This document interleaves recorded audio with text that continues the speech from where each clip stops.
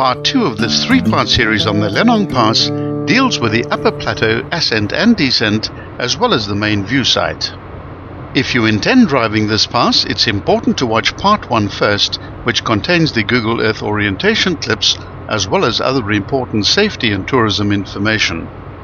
There's not much game on this higher altitude section, but stay on the lookout for klipspringers, which populate the area all along this section.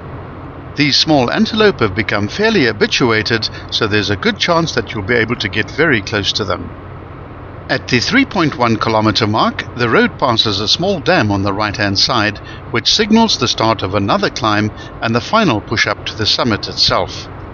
The road curves to the left, then the gradient increases significantly and meanders through an S-bend, followed by the sharpest corner on the pass, a very tight hairpin bend to the right of more than 180 degrees. This leads into a short straight, then into another hairpin bend, taking you back into an easterly heading. This is followed by a third hairpin, although it's not as sharp as the first of this trio of sharp corners. The primary hazards on this pass are the width of the road, the blind corners, the extreme drop-offs, and the fact that there are no safety railings. If you encounter another vehicle coming in the opposite direction on the steeper section, getting past one another is going to be an interesting experience, to say the least. Fortunately, due to low visitor volumes, this is an infrequent occurrence, although almost everyone that does visit the park will drive up to the viewpoint. You should also watch out for rocks and animals in the road. The speed limit is 40 km per hour, which is unlikely to be a factor on the pass itself, but please obey this restriction on the access roads throughout the park. The road now continues to climb through a series of short straights and corners, but none of them have an angle of greater than 90 degrees. Huge rocks dominate the landscape as the gradient gradually flattens out as you approach the summit, which is reached when you get to a small intersection exactly at the 5 kilometer mark. From this summit point there are both paved and unpaved roads leading off in different directions to various viewpoints, but a small parking area is provided next to the tower on the extreme southern edge of the mountain, which is where the best view site is located. Turn right to get to this point. Yellow footprints painted on the rocks indicate the route that you should follow from the parking area.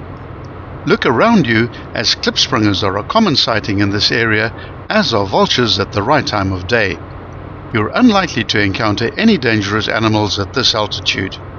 We now commence the descent along the same route that we ascended. The scenery in the descending mode is incredibly beautiful.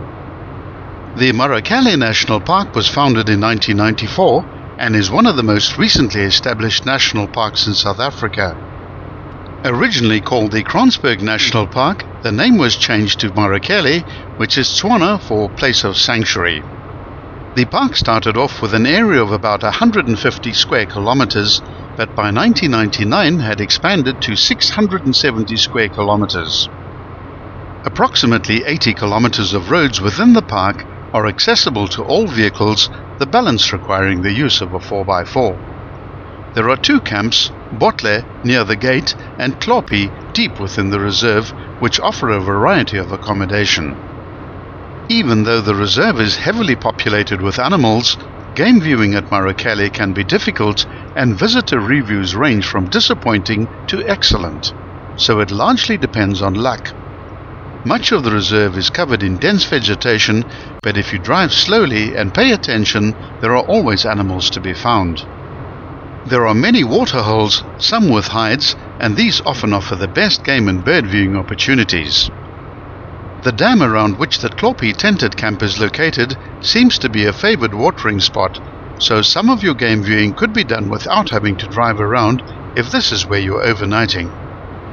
Animals in the reserve include the usual antelope species such as klipspringer, impala, kudu, eland, waterbuck and tsetse. Plains game like zebra, wildebeest and warthogs are also plentiful. The park also boasts all of the big five and other carnivores such as hyena and jackal, although sightings of these animals appear to be fairly sporadic. Please don't feed the baboons and monkeys, as this will encourage undesirable behavior and will ultimately result in the animals having to be put down. Be sure to watch part 3 of this series, which deals with the lower, more dramatic part of the descent.